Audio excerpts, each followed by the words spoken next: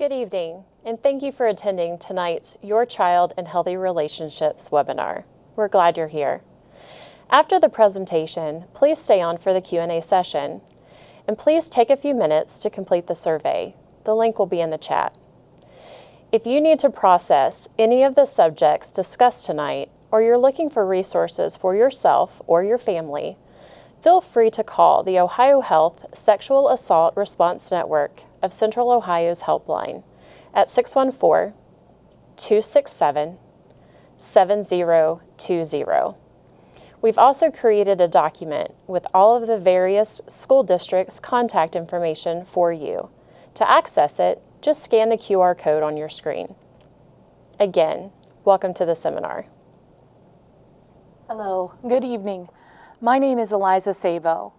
I use she, her pronouns, and I'm the Sexual Violence Prevention Program Coordinator at SARNCO, the Sexual Assault Response Network of Central Ohio, Franklin County's Rape Crisis Center. I work with the staff and students in Central Ohio's middle schools and high schools. My role is to get in front of a variety of types of interpersonal, power-based violence through education. I'm here today to talk about consent and how you can model and discuss this really important topic with the young people in your life. This presentation begins with a broad view, incorporating relationships of all kinds and exploring a few definitions. I want us to really explore how consent can be incorporated into all aspects of life. This speaks to modeling. One of the best ways for kids to learn is to see the adults in their life doing the thing, even if they do it imperfectly. And that's true for concepts like consent too. Our first and most basic definition is on your screen now. Consent is a voluntary, informed yes. And the yes is in all caps. It's not a meh, it's a yes. I personally believe consent is a gift that we can give to each other, a gift that builds trust and connection. When you consider how you model consent to your kids, perhaps one of the relationships to consider is the way that you interact with your friends and/or maybe your closest family members. Or maybe even your interactions with neighbors or other parents in the school community. I have two questions for you to pose to you now to consider as we dive deeply into this topic tonight. How do you model consent to your kids? And how can you incorporate more modeling of consent?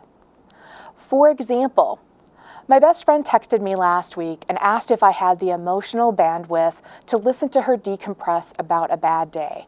Now, this is my best friend. So first off, this is one of the many reasons I esteem and cherish the friendship. Even though we've known each other for decades, she still asks. She doesn't assume. Even though my voluntary and informed answer has been yes 98.9% of the time, I know that I can say or offer alternatives, and if I don't have the capacity that day or in that moment. She gives me that option by offering to ask for my consent to process with her, and I really appreciate that. Here's another example. A neighbor of mine is a photographer. She takes a lot of pictures. She asks her daughter if she can take a photo of her every time. She asks her daughter if she can post photos on social media. She doesn't assume that she has the consent of her child. She wants to ask her daughter if that's possible. She does this with pictures of her daughter and also with pictures of the neighbors like me and with her friends and family too. She asks questions like, would you like to be in the photo? Or I'm happy to set the timer if everybody wants to be in. And if someone doesn't want to participate, she's always okay with that too. She doesn't make a big deal out of it. She's consistent with these simple, respectful inquiries, and they help to build an atmosphere of respect and mutuality that goes with her wherever she goes in life. She is consistently showing her daughter the value of consent. This is important because her daughter has a true understanding of how consent sounds and feels. She will be better equipped to understand when consent isn't given as she ages in a variety of future situations with strangers, because she's growing up in a family culture that models and values consent. Here's another definition. Consent means making sure all of the humans involved understand what's happening, want to take part, and know that they can stop at any time. Making sure we have consent is a part of seeing the humanity in others. It's about respect. It is true in a variety of relationships and a variety of situations. Before we move on to a discussion tonight that focuses on dating relationships and intimate interactions, I want to emphasize a point. Consent isn't just about legal forms or state and federal laws. It's not just about sex either, as you've seen from some of the examples already. Acts of consent can be integrated into many areas of our lives, and it's worth consideration. These acts build on each other as we model consent for our children and for others in our community. Each time we ask for consent, we build, brick by brick, a culture of consent made up of empowerment, trust, and mutuality. Offering consent empowers others, it builds trust, and it creates healthy relationships and communities. This is the start of a definition, this slide, that includes a mnemonic that has to do with French fries. I think this is great because it's a memory tool that helps us to remember the definition of consent, which applies to all types of intimate interactions. This definition that we're about to look at will really kind of rule the rest of our conversation this evening. Informed consent is sexual expression based on interpersonal connection instead of power and control. So let's take a look here. The F in our mnemonic, which will spell out fries, is for freely given. The R is for reversible. The I stands for informed. The E stands for enthusiastic. And finally, the S stands for specific. So if we look at that, freely given, reversible, informed, enthusiastic, and specific, we see that true consent can't be about power and control because there's just no room for it. There's only room for connection and mutuality when we think about consent in these terms. Let's look a little bit closer. Sometimes consent isn't possible. So while we hold the definition of fries in one hand, we must hold the scenarios where consent is never possible in our other hand. So for example, a yes from a minor is not consent. A yes from someone who is impaired by alcohol or other drugs is not informed, so it can't be consent. Likewise, someone who's sleeping or is unconscious cannot consent. So if there's not equal power, or if any of these other scenarios are at play, there cannot be consent, full stop. So, you've probably heard the phrase, no means no before. I want to pause here for a moment and say this again, no means no. Because the number one tool used by those who cause harm to perpetrate sexual violence is coercion. Not alcohol or drugs, although those are very common too. It's coercion that is most often used. So no means no. It doesn't mean convince me. It doesn't mean wear me down. It doesn't mean stalk me until I give in. It doesn't mean threaten me. No means no. No is a complete sentence and a full stop. And although this is true, our culture doesn't support this, especially in popular TV shows and movies. Too often, the opposite is suggested. So another tip for talking to your kids about consent would be that when you see a no not being taken seriously in a film or on TV show, afterwards ask your child about it. This could be a great way to start talking about other places in their lives that they might not have seen a respect for the word no. If you do a search for movies that normalize stalking, again, that's movies that normalize stalking, you'll find some great examples of how popular culture romanticizes violence and doesn't take no for an answer. These can be really eye-opening and might also facilitate conversations with kids, especially with adolescents. Okay, sometimes it's helpful to think in opposites. It's like the little kid when you say they're reaching for that hot pot that's on the stove and you say, don't touch that. And the first thing, of course, that they do is they want to touch it. Our brains are kind of wired to think in opposites. So let's take a moment to think in opposites. I want to say that this is another exercise you might try with your children. What is the opposite of consent, or what isn't consent? Can we make a list of things that are not consent? And here we have the beginnings of that you might use in conversation. So let's examine this idea of consent by looking closer at what it is not. Consent is not your clothing, right? Even if it's a sexy Halloween costume or a cosplay attire, clothing is not consent. Wearing a sexy Halloween costume does not give the right to others to touch you. Right? And intoxicated yes isn't consent because it's not informed. Past consent isn't consent in this particular moment, so it doesn't count either. Yes to kissing 5 weeks ago, 5 days ago, 5 minutes ago, or even 5 seconds ago doesn't mean that the person can't change their mind. We all have the right to change our minds. Silence is not consent because there needs to be a verbal component to consent. Flirting is not consent. Being unconscious doesn't allow for consent. A forced or manipulated yes is not consent. And finally, the absence of resistance is not consent. So those are just some ideas to get you started if this is an exercise you choose to do with your kids. I mentioned that coercion is the #1 tool used to facilitate sexual violence. Coercion is about power and control. Let's take a closer look. So coercion is when when one person understands explicitly that the answer is no. They get it. They know that it's no, but they choose to use their power. They choose to manipulate and push until they gain a yes. An example of intimidation can be the verbal threat of losing a job or of having one's reputation destroyed.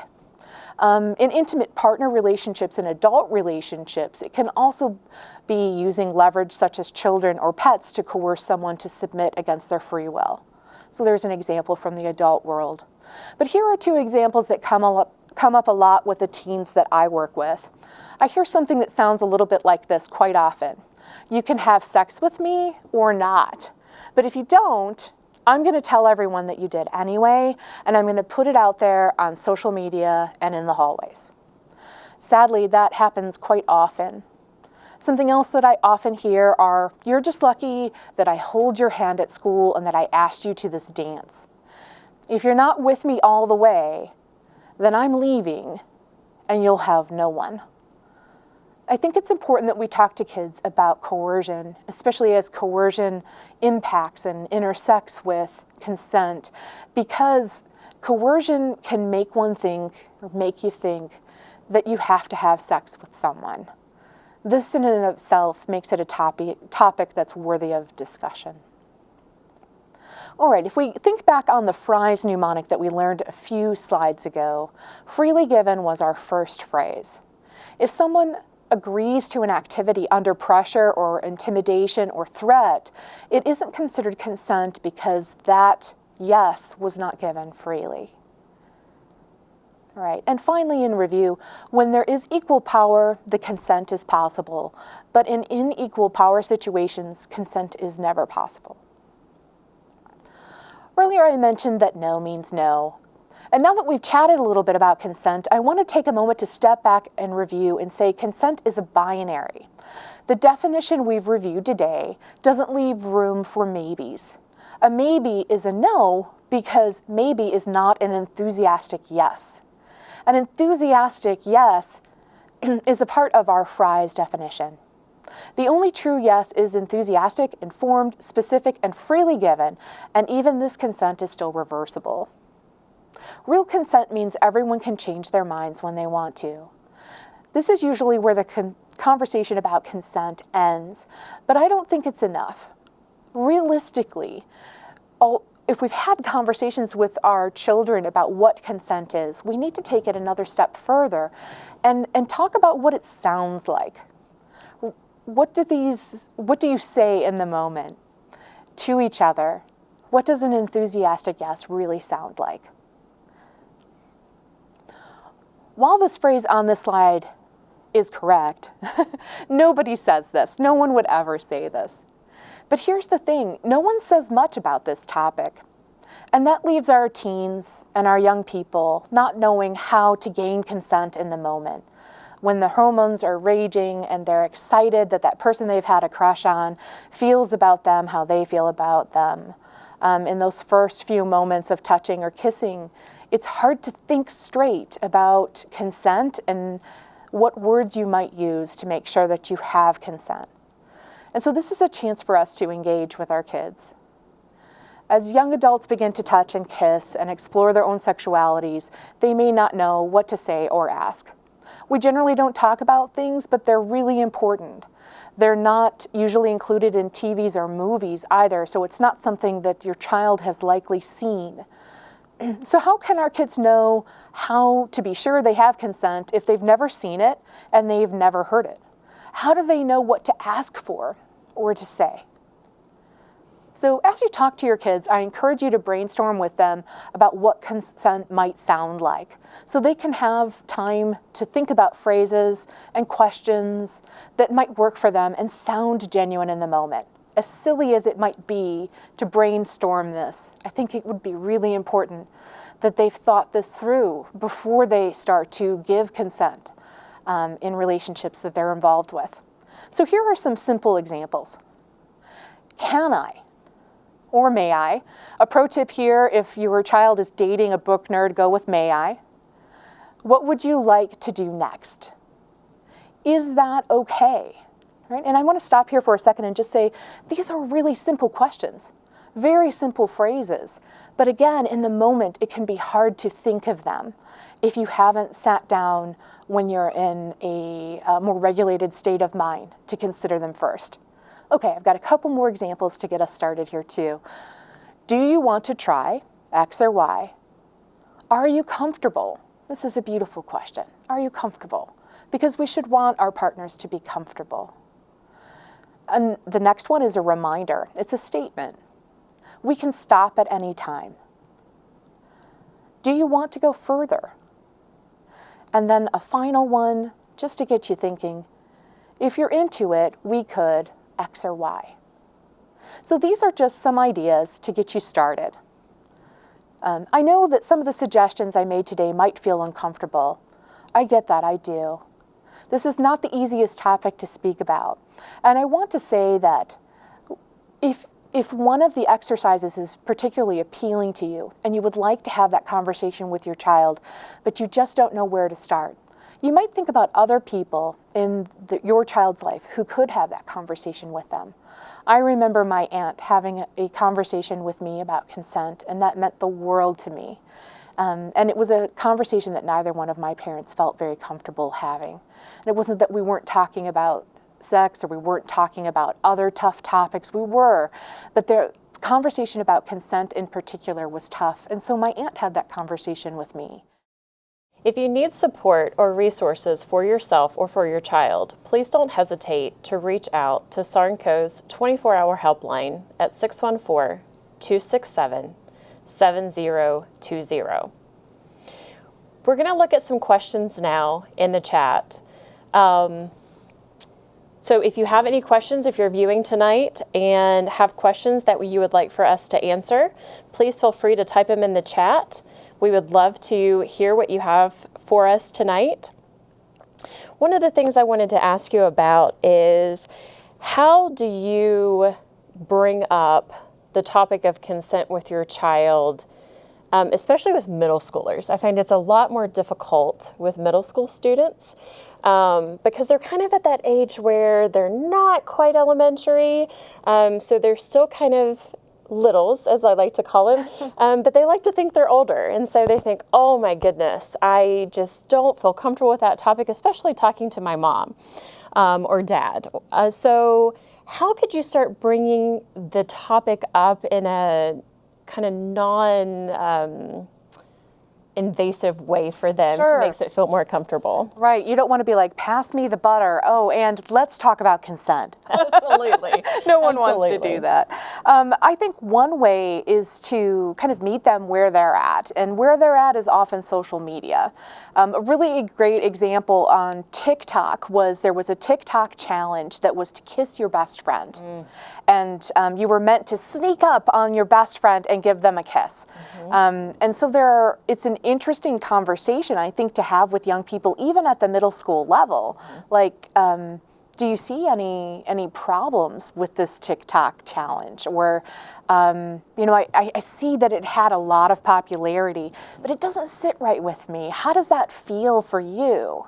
And then maybe have a conversation about why it doesn't sit well with you. To me, that's a breach of consent and, crossing a boundary with a friend. Even though the spirit of it is meant to be fun, and I'm all for fun, there's the respect that we have for each other and the boundaries of our personal space and our bodies that are really important. So the TikTok challenge, and that one is still around. It's not as popular as it used to be, but it is TikTok and it's easy to find. So that would be one way. How about you? I know you have a lot of experience with middle schoolers too. I love the notion of TikTok because, oftentimes our kids don't see us as people, right? They don't see us as having any connection to normal life and what they experience. And so I love bringing in things that they are comfortable with because it does. Our kids,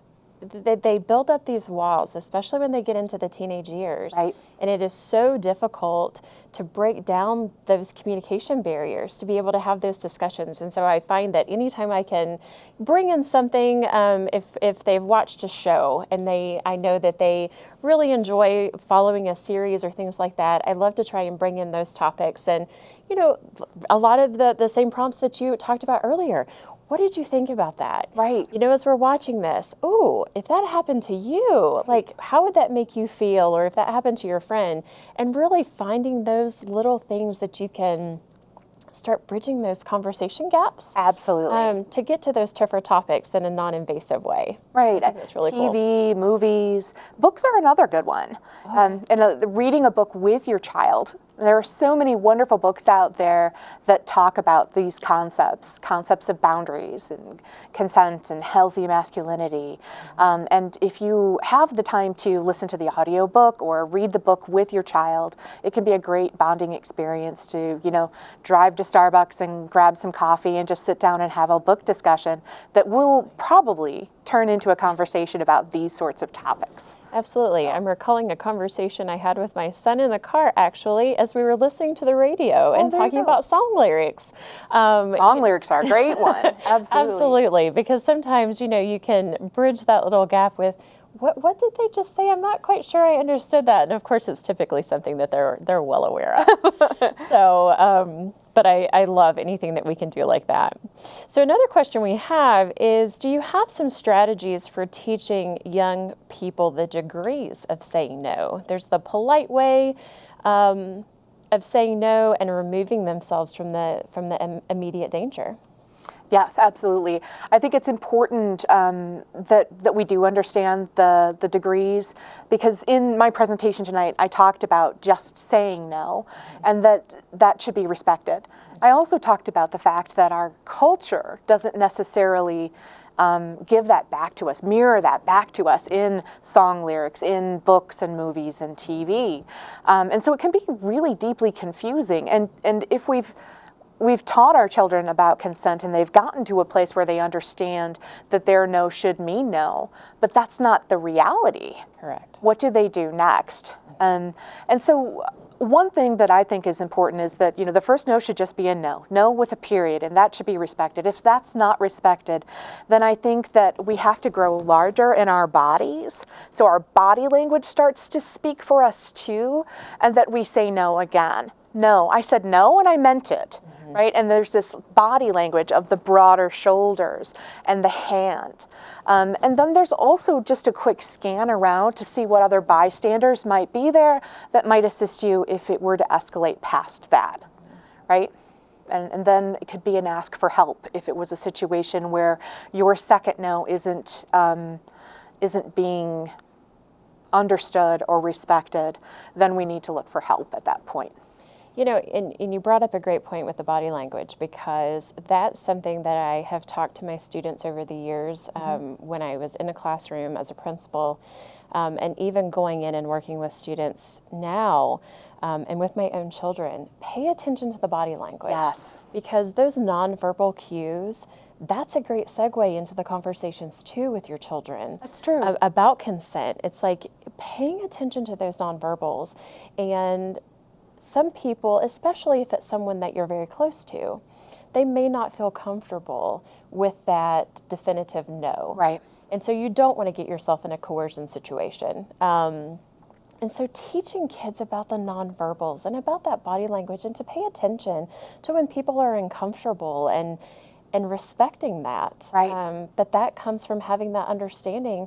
What are those nonverbals, and what are they communicating? And I think that that's so important. And practicing that too. And we talked a lot tonight about practicing, and knowing what you would do in that second no situation, I think, is really good too.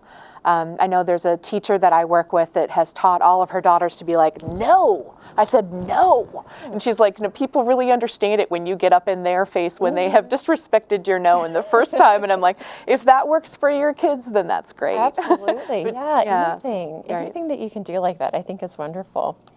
So sometimes my kids in general would ask questions out of the blue, and parents get flustered about it. So how can you help parents to not have that shock value? I know I struggle with that sometimes when my son will want to have these conversations, and I'm trying to be mindful of my nonverbals that I'm communicating. So what advice do you have to parents in that situation of, you know, how do you kind of control that? Because there's this moment where you're like, oh, I'm so glad they're asking, right? I'm Yes. so glad they're asking. But then there's that, oh my gosh, I don't know if I'm going to be able to answer this, or maybe it feels awkward, or maybe the timing is just off, but you want to steer the conversation to what they're talking about because it is so important. My first suggestion would be this, is to really lean into thanking them, and just to say to your child, thank you so much for asking. You know, I want to have this conversation with you.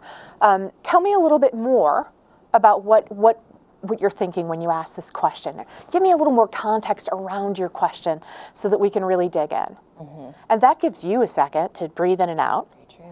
It is also acknowledged that you're glad that they've asked you, which will mean that they'll be more likely to come back and ask you other questions in the future. And then I think the most important piece of advice I would have is, don't be afraid to say, hey, I don't know. I don't know on that one. I have a half constructed answer to your question, and what I want to give you is something complete. Can we bring this back up after dinner tonight, right? Or can you give me a night to sleep on it, and we can talk about this on the way to school tomorrow? I mean, I think that also teaches them that you're showing them in the moment, hey, this is so important that I don't want to give you a quick half answer. I want to sleep on it and give you a complete answer. Absolutely. That's great. Because, you know, oftentimes parents feel like you have to have all the answers in that moment, and you're not giving yourself enough grace. Right. To be able to say, I don't know. Right. Or let's talk through this. Right. Can you give me more context of what's going on? Because I know oftentimes with teenagers, you just get snippets. And so you do have to ask the questions that you referenced earlier to get them to give you a little bit more details. Or oftentimes we find teenagers, they won't ask questions as it relates to themselves. They'll say, well, my friend was talking about. Right. Or things like that. Asking for a friend. Absolutely. Well, my friend was talking about this today, and how would you feel about that, you know, if I came home and talked to you about that? So I think it is important to give yourself grace and to give you that think time, right, to be able to process and letting them know I'm human. You know, I need to think through this. And you're modeling your own humanity at that point. Absolutely. Because one day they may be a parent or an uncle or a teacher and have the same scenario come up. Absolutely. And that's a part of, I guess it's a part of training them to be fully human. Yeah. Yeah. Absolutely. And one of the things I really enjoyed about the presentation tonight is some of the examples that you were referencing about the pictures. Oh, she's amazing. You know, is it okay if I take the picture? Is it okay if I post them? Because especially now with the prevalence of social media, Right. Everyone's out there for everyone to see. Right. And to follow their stories and things like that. And we often lose sight of consent in that way, and we don't think about it in that context. And so it's important to be able to use examples like that, to be able to start the conversations with your kids, Right. but also to show them that there are other implications in life. And I think that's important, so I really enjoyed that. Oh, thank you. You know, the first example about the texting with my best friend is something that my niece witnessed me do over her childhood and that she now does with her friends.